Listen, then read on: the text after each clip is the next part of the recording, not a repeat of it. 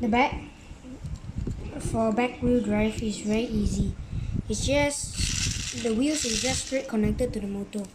For the front steering, there is this rack that's connected to this white color thing in the front. When I turn, it's going to move the white color thing in the front. The joint is the white color thing at the very front. And then there is a stick in the middle which holds one side of the rack.